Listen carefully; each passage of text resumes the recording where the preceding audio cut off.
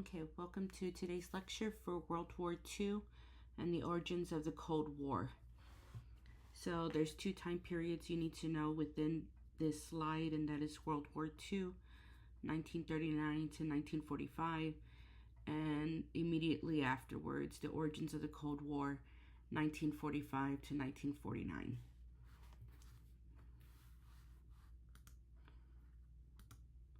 So we start with the rise of dictators, as we talked about in the interwar lecture, and how they made war inevitable because they glorified war.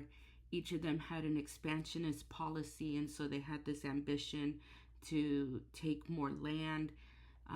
Because they were ambitious, it led to a more destructive war. Hitler planned to exterminate some races, enslave others. Remember, he had the idea of the Aryan master race. You also have in Japan Hideki Tojo, who led Japan to rampage China and Indochina in a very aggressive manner in the Asian hemisphere. And then you have Italy, who played a minor role in the beginning of the war by invading several countries. So the build-up to war, the steps to war include Hitler, who left the League of Nations, rebuilt the army and navy, violating the Treaty of Versailles. You have Mussolini, who invaded Ethiopia.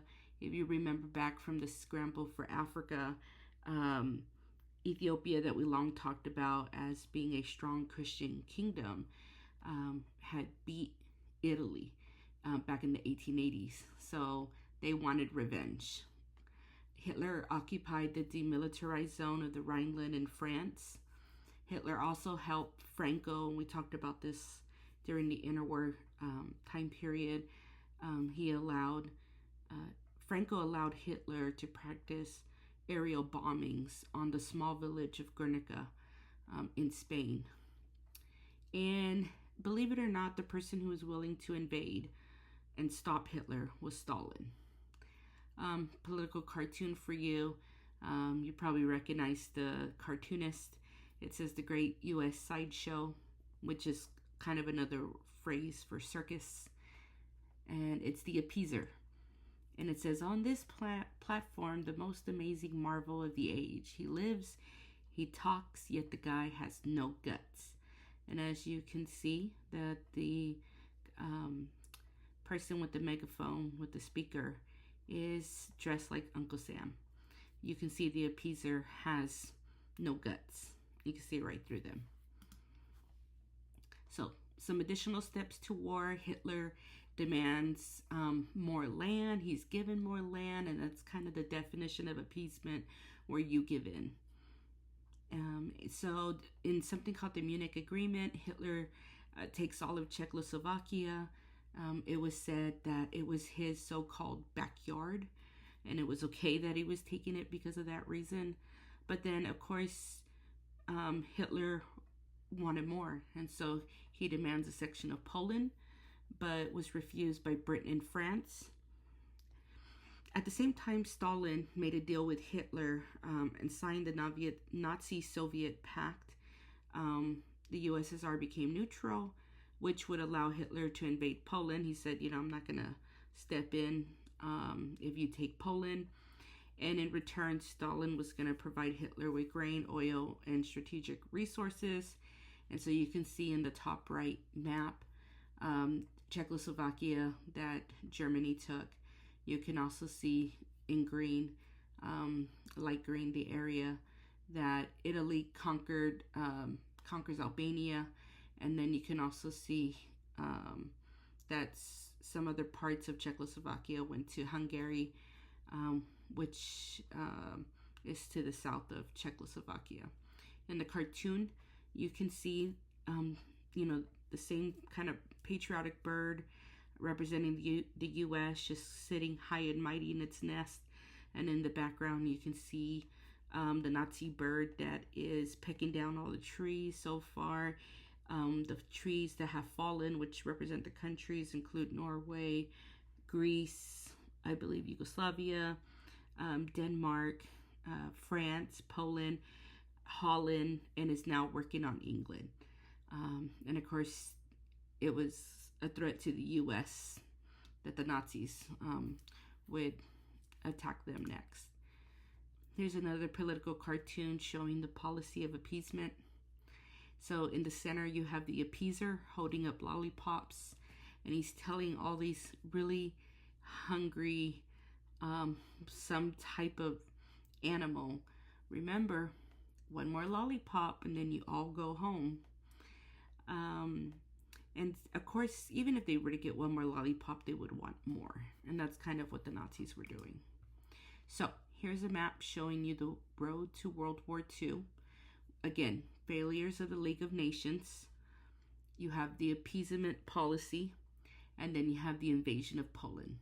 And then here's the map showing you that you had German troops who came in from Poland's western side, and you had the Soviet Union troops who came in from Poland's eastern side.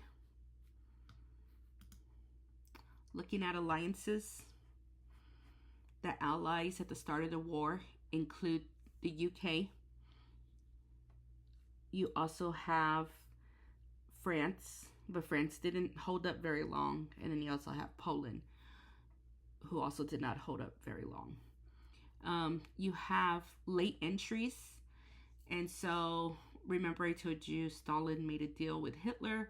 Well, Hitler's going to break that deal. And so that's going to break the USSR's neutrality. And so in 1941, they'll enter because of the German invasion. And then the US also enters in 1941. And by 1945, there's over 50 countries that are involved on the Allies. In the Axis powers, you have Germany, Italy, and Japan. And you can see here that there's also several other, mostly Eastern European countries, and several what we call puppet regimes, which is when one country, which is Germany, is controlling the governments of other countries. And then you have kind of a couple of neutral powers. So here's a map showing you the aggression in Europe up to 1939. So you can see some of the troop movement into Czechoslovakia, as well as in the Rhineland, as I mentioned. That takes us to our first question. Identify and explain the long-term and short-term causes of World War II. Long-term causes would be things that have taken 10 years, 20 years, 100 years. Short-term causes would be like within a few months or within that year.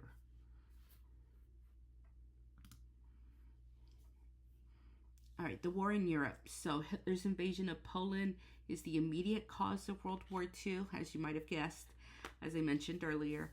And the Axis powers were successful for the first half of the year because they really only had Britain and France that were opposing them. And then France is going to be taken quite quickly. Now, the reason why the Germans were doing so well is the use of new technology, such as blitzkrieg, which is lightning warfare. So they mobilized the troops and moved them quickly with planes, tanks, motorized cars. There was rapid fighting.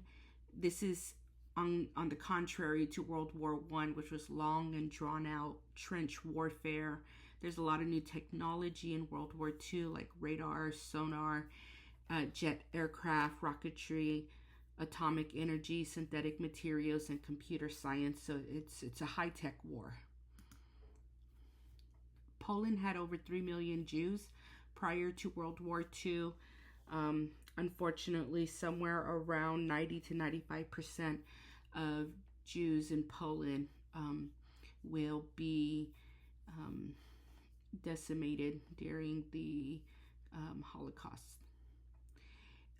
So Jews were forced into segregated labor camps, and Stalin also ordered a mass execution of Polish corps officers. That's known as the Katyn Forest Massacre of 1940. And so on the left image, you can see how they're like arresting somebody, and you can see people that have fallen dead below that and spilled blood. the map here shows European Jewish population distribution somewhere around 1933. So you can see that Europe had a large population of Jews. And remember, they're all spread out because we've talked about the Jewish diaspora or diaspora. And the Soviet Union, for example, had about 2.5 million Jewish people. Poland had 3 million Jewish people. Germany had about 500,000 Jewish people. And next we're going to talk about Sitzkrieg, which is the phony war. So Britain and France waits for Germany to attack them. They're thinking trench warfare, and so they build these massive trenches, and instead Hitler is moving fast, preparing for a massive attack. And so by 1941, Hitler controls most of Europe. As you can see in the map, the blue color is under Germany or German occupation, and then the gold color are allies to Germany, or they're dependent on Germany, and then the gray is neutral.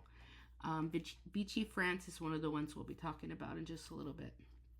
So Hitler gains most of the land by using blitzkrieg.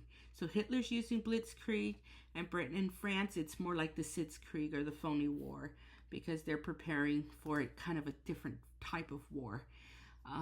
So here's, for example, the defense system that they were building. This is called the Maginot Line, and it was a defensive strategy that was a complete, utter failure. So this is a very detailed, elaborate trench where you have, areas for, you have your kitchen, you have telephone, you have escalators, you have restrooms, you have, different areas where they can move around. And then here in the top picture, you can see kind of the top of the casemate of the trench. On the map on the right, you can see in the solid red line is where the Maginot Line was. And then in the dotted red line is kind of like weaker fortifications. And the thing is that the thing with the trench is you can go around the trench. You can go over a trench, right? So this was not as successful as Hitler's use of blitzkrieg. So countries that are taken quickly by the Germans include Poland, Denmark, Norway, Netherlands, Belgium, Luxembourg, France, and most of North Africa. And on the map you can see there. In France, German invaders take direct control of Paris and northern France, and they install a puppet regime known as Vichy. And these are French people who collaborate with the Nazis. And so some French worked with the Germans because of greed and ambition. Some of them, the reason they worked with the Nazis is because they shared the same beliefs about like anti-communism or anti-Semitism. And pictured here is Charles de Gaulle, who went to London, where he kept up with the French government and recruited an army from there. Poland also did something similar. So here is Philippe Pétain, who was a national hero in France for his role in the Battle of Verdun in World War I. But because of his collaboration with the Nazis during the Vichy government in World War II, he was discredited. He was sentenced to death. One of the things that Vichy France did was deport French Jews to Nazi Germany during the Holocaust. And so basically they turned in their Jewish citizens and had them sent to, their death. The Vichy also gave a lot of the territory in Asia away to the Japanese, who were creeping up on British holdings. So there's a strong British resistance. Churchill uses the radio to motivate the British. If you remember, I talked about how Hitler would use the radio to promote hate. So in the Battle of Britain, Winston Churchill told his people, not to surrender, not to give up. And The Air Force showed bravery. Now, Germany planned a sea invasion once they defeated the British by air, but that didn't happen. The U.S. was giving assistance without fighting, so there were two acts we need to talk about. One was the U.S. Neutrality Act, and the other was the U.S. Lend-Lease Act. So the thing about Britain is it's an island location, and that's a natural protection. Churchill also refused to surrender, and British morale remained high. So that takes us to question 2. Describe the events of the first half of World War II.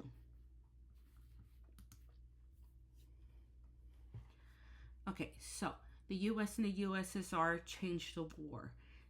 The advantages of the U.S. and USSR joining in on the Allies side includes the sheer geographic size of these countries, the manpower, how large their economies are, and a lot of natural and raw resources.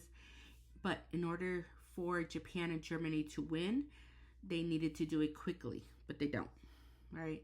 For example, Germany does not take Moscow. Japan does not weaken the U.S. Instead, Japan makes the U.S. very upset. Some turning point battles include the Battle of Midway, which was fought in the Pacific Ocean, Battle of El Alamein, which was fought in North Africa, and the Battle of Stalingrad, which was fought in the USSR. And then here's a front page of a newspaper, announcing Pearl Harbor, the bombing of Pearl Harbor. So the invasion of the Soviet Union, Hitler, after he conquered most of Europe, he decided that he was bored and he wanted to go ahead and take the Soviet Union. This was known as Operation Barbarossa. And so he turns east. Hitler knew that once Stalin found out what he was doing, that Stalin would mobilize a large army.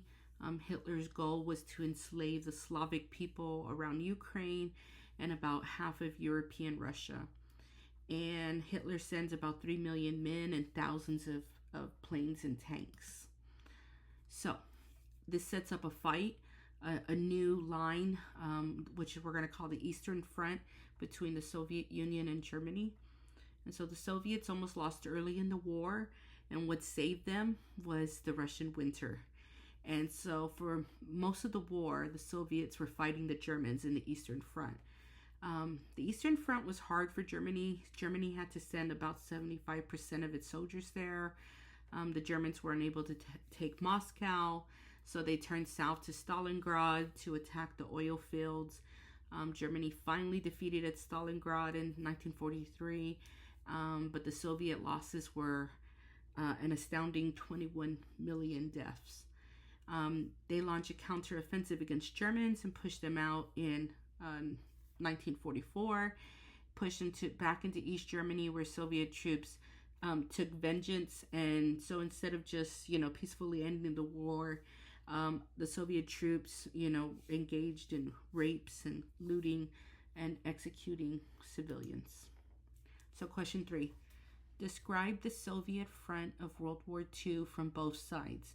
Tell me, what was the front like, the Eastern Front, from the Soviet perspective, and then what was it like from the Nazi perspective? In North Africa, so Germany moved into North Africa to take the British and French colonies, and they used the conquered colonies for supplies. They used the people there as troops and for slave labor, to build their bridges for war, to help with like cooking, for example. So there were organized efforts to defeat the fascist invaders, and so the natives were able to fight against the Germans. And so one of the battles was the Battle of El Alamein, and so the Allies are able to force the Axis powers in North Africa to surrender. In the map, you can see the movement of troops where the Allies land, that's in red. You can see the green through Tunisia is the Axis line of defense. And then you can see more reinforcements coming for on the Axis side, coming from Italy. Okay, see, I lost my slide. Okay, that's where we were. So question 4. Describe the Second World War front in North Africa. All right, back to the European theater. So in 1944, Rome falls to the Germans and Mussolini is liberated. D-Day, 1944. So this was a major collaboration and planning amongst the Allies, that it would be the largest assault in history with about 2 million men and 500,000 vehicles. And France was going to be invaded because remember, it's under the German-controlled government, under the Vichy. And so Normandy Beach is a famous area in France. And future president and U.S. General Dwight D. Eisenhower led the landing, and the Allies move into France while the Soviets are moving towards Germany. Hitler hides, he blames the war on the Jews again, and then he dies by suicide. And Germany surrenders on May 7, 1945. Here's what some of the aircraft, you have like Zeppelins, for example. You have different kinds of like carriers and vessels.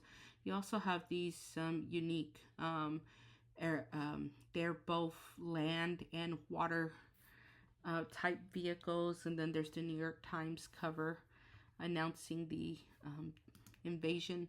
So question 5, assess the end of the Second World War in Europe. All right, let's turn to Japan.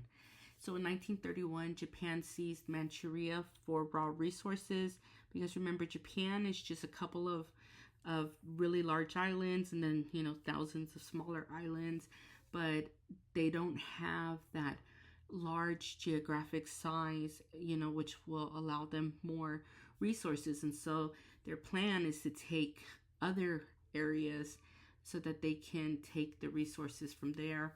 Japan withdraws from the League of Nations, and at the same time, these ultra nationalist militants come to power in Japan. Meanwhile, in China, Chiang Kai-shek, who was the leader of the Kuomintang or Kuomintang Nationalist Party, they ended fighting with the communists so that way they can focus on ousting the Japanese invaders. And previously, Chiang Kai-shek tried to appease Japan by giving it North China, but as we saw with Germany, a policy of appeasement does not work. So Japan wants to start the new Asia order. They want to free Asian nations from Western imperialism and teach them how to modernize. However, Japan embodies the same type of imperialist power.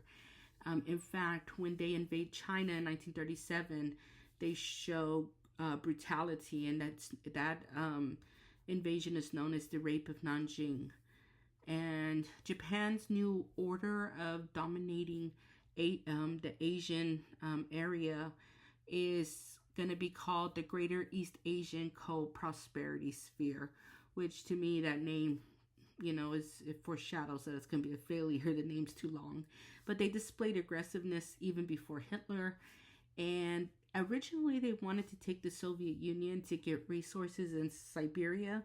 But because Hitler signed the pact with the Soviet Union, they couldn't do that without, making Germany upset. And Germany was their friend.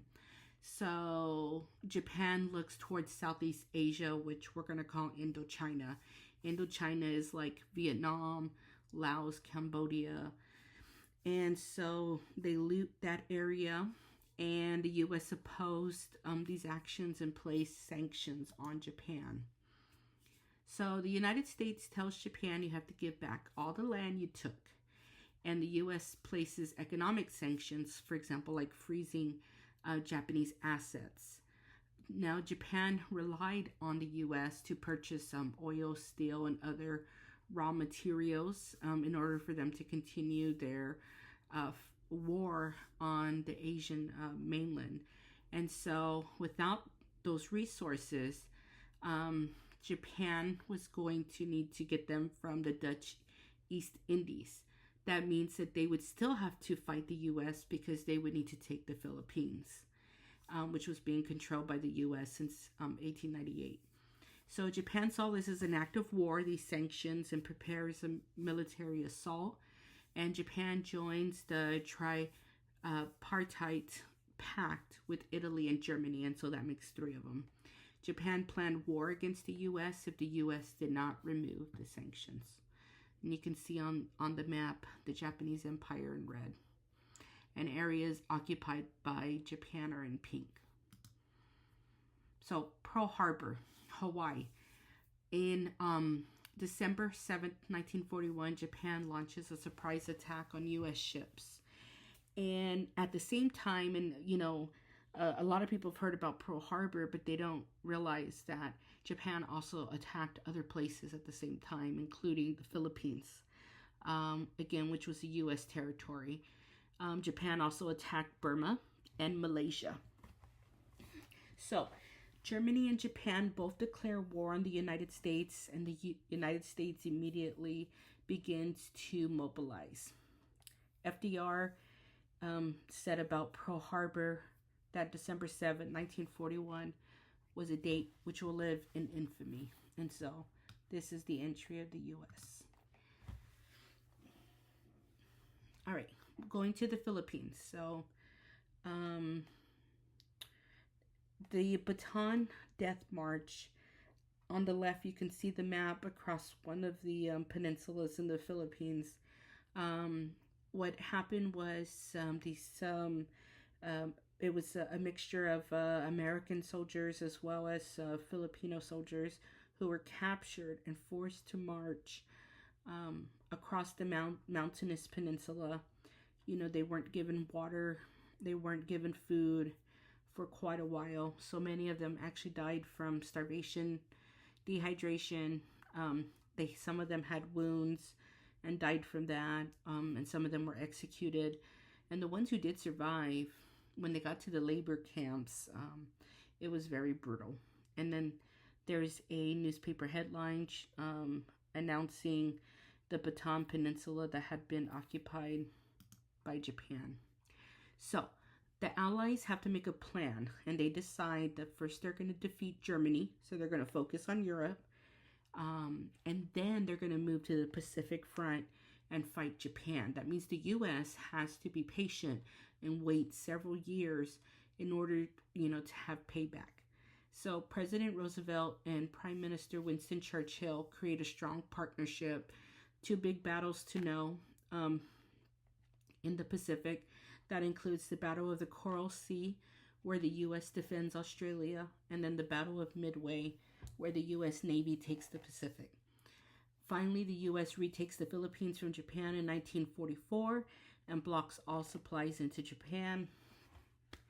And then, of course, the dropping of two atomic bombs. So the two bombs were dropped, one on Nagasaki and one on Hiroshima. The impact was very strong, as you can see in the images there. On the bottom right is ground zero of where one of the bombs hit. And so once these two bombs are dropped, the world enters the nuclear age, which is a defining moment in history. Now, a little bit about the decision. So President FDR had just been elected to his fourth term in office, and then he died. And so his Vice President, Harry Truman, took office. And Truman had to make the decision. Is there a land invasion of Japan? And how many lives would that have cost? Or should they drop two bombs? The creation of the atomic bombs is known as the Manhattan Project. And I believe it's somewhere around 10% of electricity across the U.S. was used to make these bombs. And so the first bomb is dropped in Hiroshima, kills somewhere around 100,000 people and even more afterwards from radiation. And then a couple days later, another bomb was dropped on Nagasaki. And so finally, Japan's emperor, 5 days later, surrenders. I'm going to go back a second. So the two bombs that were dropped at Nagasaki and Hiroshima, if you remember from when we talked about Christians in Japan, that this was, the area where the Dutch were and where there was a lot of Christians. So question 6. Trace Japan's aggression to the entry of the U.S.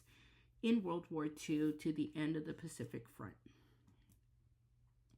Pie chart showing you total deaths for World War II. As you can see, the Soviet Union, has upwards of 38% of the deaths.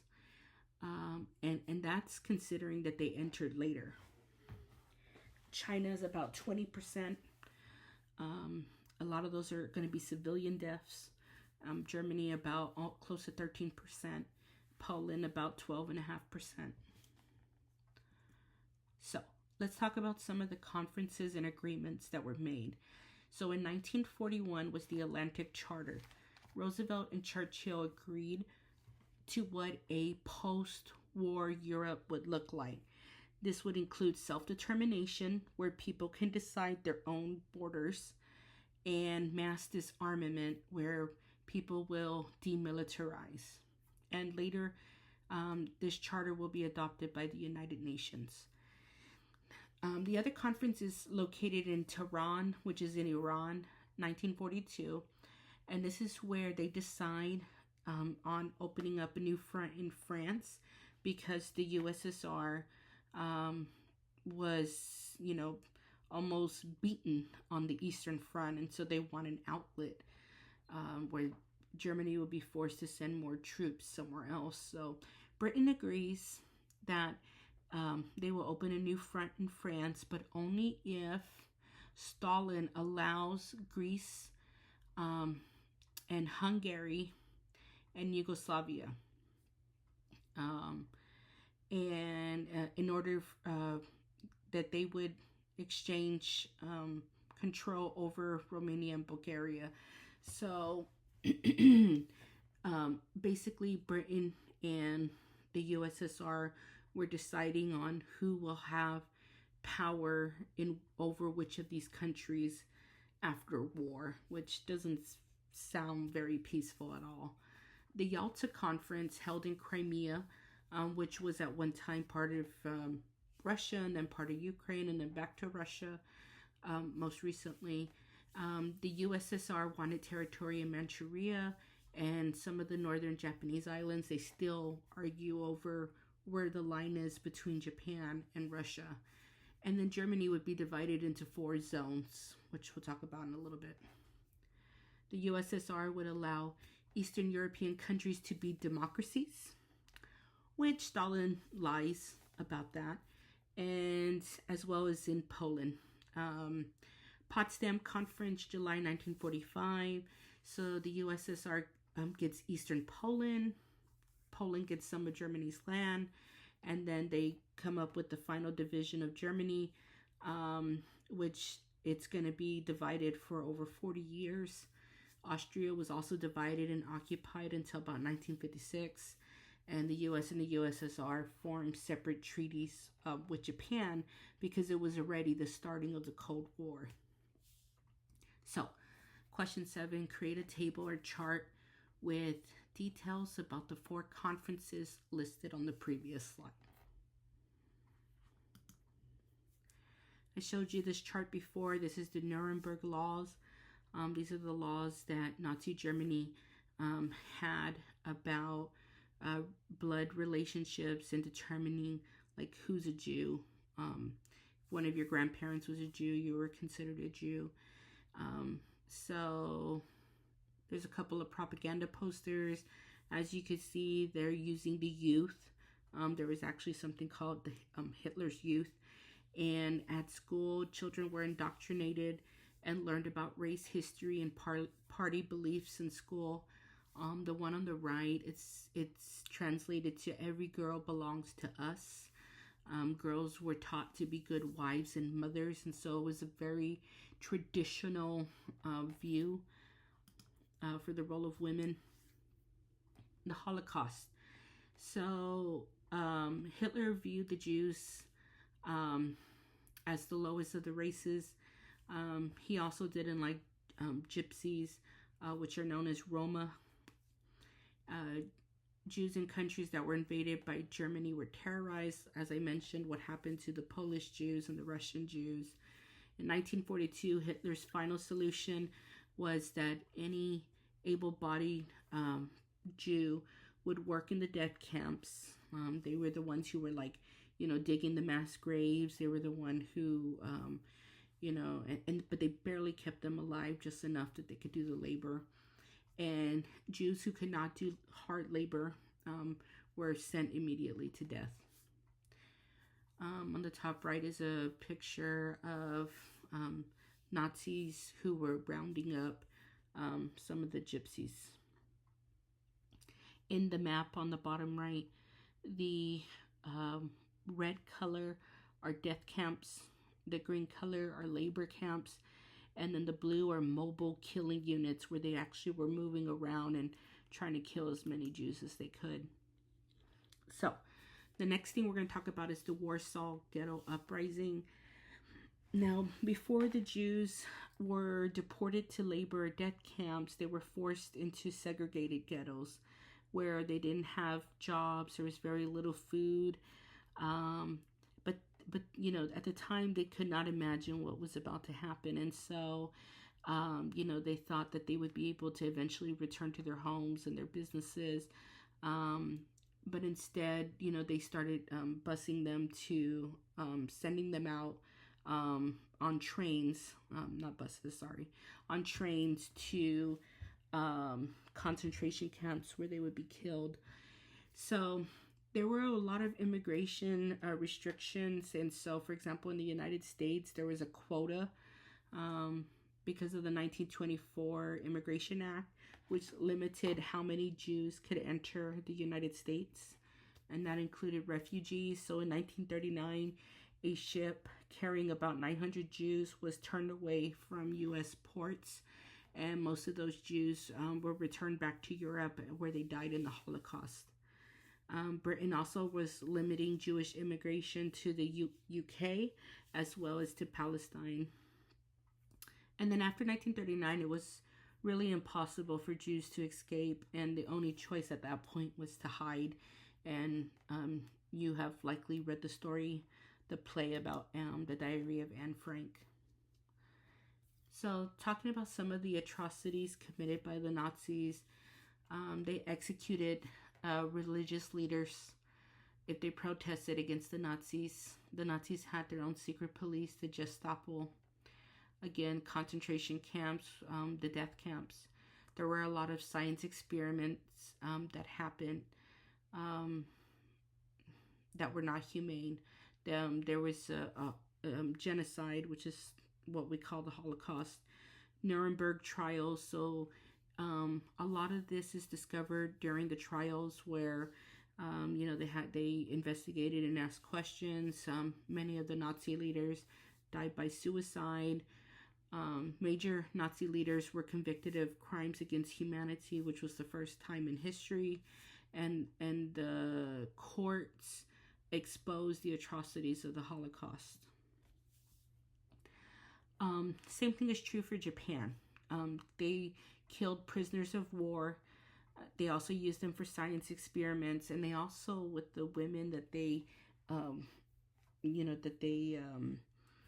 were able to control, they forced them into prostitution, and they're known as comfort women.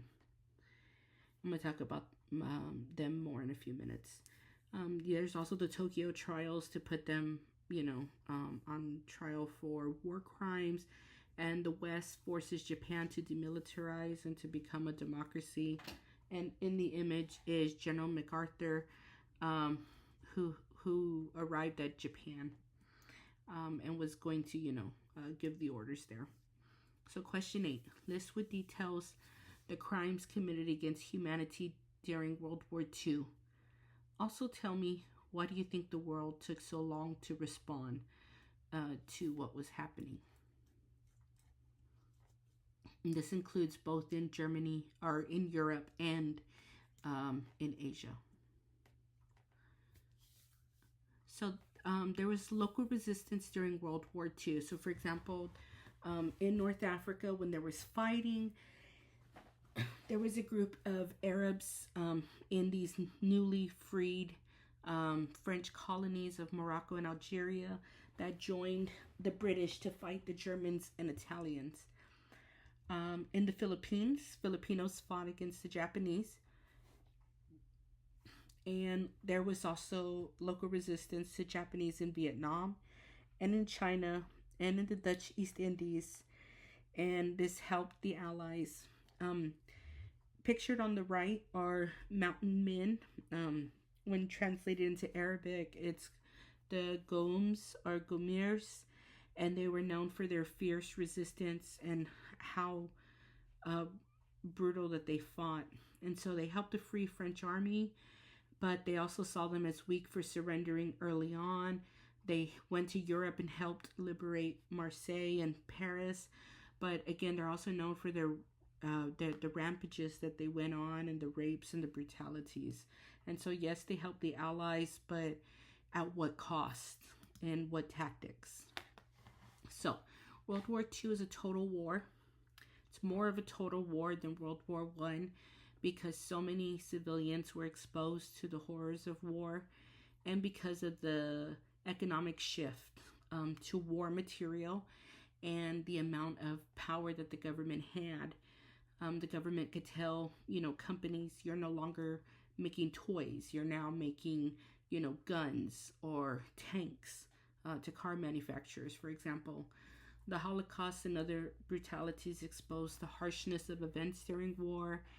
But the U.S. was affected a little differently as there was no fighting on mainland American soil. But the great amount of spending on the military is what actually is going to bring the U.S. out of the Great Depression. Women and minorities in the U.S. will gain new opportunities. And so I'm going to go over the Tuskegee Airmen, Rosie the Riveter, and Navajo Code Talkers on the next slides. So Tuskegee Airmen were formed from an experiment conducted by the U.S. Army Air Corps, and they were trying to find out if African Americans had the same capacity as white Americans. For example, like, could they fly an airplane? Could they be courageous in battle? And of course, we know that they can. African American women were also allowed to work as support crew. The role of women had changed greatly as women were working in what is called like manly jobs. They're working in factories, and we had also talked about this in World War I, but in World War I they returned back home after war. This time for World War II they're going to stay in the jobs. And so on the right is a cover of a magazine in 1943 of Rosie the Riveter, who is a symbol of American culture, but yet still feminine. Here's a Kleenex ad from 1944. Kleenex as in tissue to blow your nose. And it kind of talks about like a scenario if your husband objects to you getting a job and what you should tell your husband.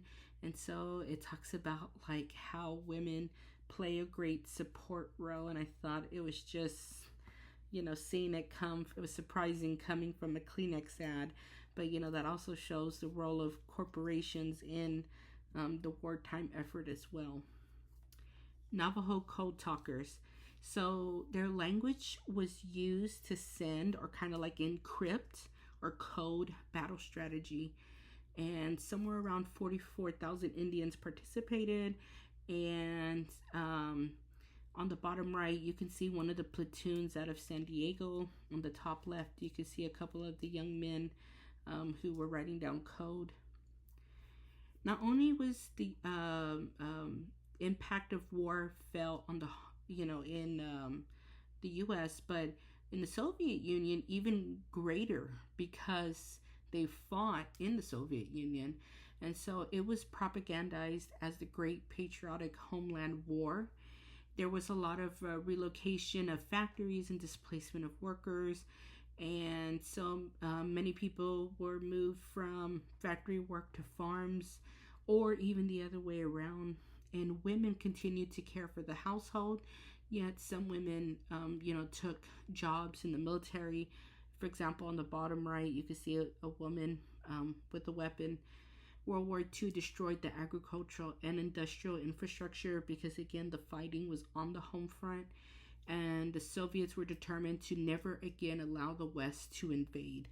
And this is going to have an impact even today still on Russia. In Germany, it was also a total war. They experienced mass evacuations from cities to rural areas. There was anti-German expression, and that led to death, imprisonment, or torture. Urban areas were ruined by heavy bombardments, and if people sympathize with the Jews, they also, were killed as well. And Germany's home front was affected later in the war, as the war kept going on, Hitler started using old men in the war. He started using very young boys. In Japan, so Japan had full control of civilian life, and Japan's home front was not really impacted until 1944. And so European colonies were caught in the crossfire. For example, like the British, French, the Dutch, and the American possessions. Most of them were like islands. Eventually, they were liberated, but restored colonial rule and holdings such as Indochina, like in Vietnam, which is going to be part of the Cold War in another lecture. Nationalists in these colonies worked to overthrow foreign rule, and it led to multiple conflicts after World War II because nationalists are going to push for self-determination. Like I mentioned earlier about comfort women, so sexual slavery was rampant throughout Japanese-controlled areas. The Japanese government even set up brothels, which are like prostitution houses, filled with young women and teenagers. And so on the bottom left, you can see women who are protesting, and they're telling the prime minister at the time, Shinzo Abe, that they were victims and that they want justice. And on the bottom right, you can see comfort women who were photographed in 1945. So China suffered greatly during the rape of Nanjing. They also suffered from starvation and malnutrition. And like I said, a lot of women were forced into prostitution. World War II is a total war in Asia and Indochina. So communists in Vietnam lead the resistance. Ho Chi Minh works with the British and the Americans.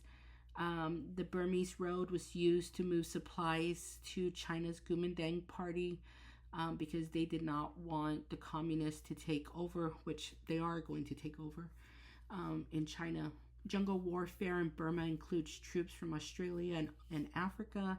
And then you have the King's African Rifles, which is the bottom right, is an African regiment recruited by the British to fight the Japanese to save India. So think about all those different names in one sentence, right? People from Africa recruited by the British because of imperialism, colonization, to fight the Japanese, right? And they're doing that in order to save India, their crown jewel. Japanese hoarded food from Vietnam, and the American bombings of rail lines and roads led to over 2 million Vietnamese who starved. It's on the bottom left. You can see them pictured together. Now, Gandhi refused to support the British wartime effort. In fact, he pushed for the Quit India campaign. And Indian nationalists were frustrated because they supported the British in World War I, and they were not even consulted about joining for World War II. So Gandhi used the protest of World War II as a matter of principle, and his point was that no one except for the people of India can determine the course for India. And Gandhi and others were imprisoned. Wartime economic policies led to hardships, and there were also a lot of famines in India as well. So the global effects of World War II, it spanned 2/3 of the world. In present day dollars, it was around $4 to $5 trillion. It was the biggest, costliest, and deadliest armed conflict in human history. Somewhere around 60 million deaths. And for 5 decades, it continued to affect world politics, economics, and diplomacy, completely shifting the balance of power with only 2 superpowers remaining, the Soviet Union and the US. And this led to a bitter Cold War, which was a political struggle that would last about 50 years. There was massive decolonization from Africa to Asia because of European imperialist weakness. And again, women began entering the workforce in great numbers. So question 9, why was World War II considered a total war?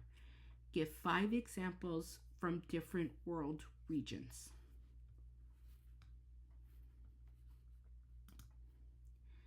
And we move to the origins of the Cold War. So the World Bank, the World Trade Organization, known as the WTO, and the International Monetary Fund, known as the IMF, were created to control the international economy.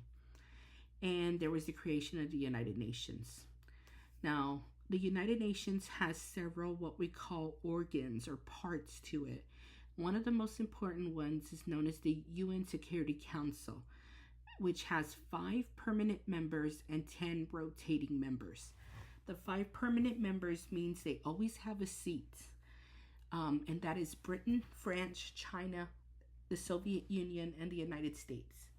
On top of that, each one has a veto power. If one of them vetoes, then it's a no. Stalin did not allow Poland to hold free elections, even though he promised he would. In 1946, Churchill referred to the Iron Curtain as Europe split into 2 camps, right? One that was pro-Washington and one that was pro-Moscow. There was no full-scale wars, but they are going to fight through proxy, which means they're going to go through another country to fight. And we're going to see that play out in Vietnam, and we're going to see that play out in Korea and in Afghanistan. There's the deployment of nuclear weapons, and Americans look self-interested by expanding capitalism and American imperialism. Now, the Cold War intensifies. In 1947, the Truman Doctrine, President Truman declares the U.S. would aid people threatened by communism. This was the context for the Greece Civil War, where Truman said, Greece needs aid or, money in order for it to resist turning communist. The Soviets allowed the U.S. to influence Greece and then later even Turkey. The U.S. did not attempt to eradicate communism, but instead tried to contain it, known as the containment policy, which I'll talk about in the next lecture. And Stalin took over Czechoslovakia. By 1948, tensions escalated in Berlin and the Soviets blocked access by land. And in the next lecture, I'll talk about the Berlin airlift and how Germany split into 2 separate states, West Germany and East Germany, and how the U.S. also promised $12 billion to help Europe rebuild, known as the Marshall Plan. And by the end of the 1940s, it was the Cold War, and there were more intelligence agencies. So in the U.S., it was the CIA, which is the Central Intelligence Agency dedicated to collecting foreign intelligence. And in the Soviet Union, it was the KGB, which was the spy agency that helped the Soviets maintain tight control over proxies. On the bottom left, you can see some Russian spies. And on the right, one of the, I believe he was a colonel in the KGB, Vladimir Putin, pictured there. He was in the KGB from 1975 to 1991. We'll talk about him more later. And we end with question 10. What led to the rise of the Cold War? And how would you describe the early Cold War? Thank you guys. Talk to you later. Bye.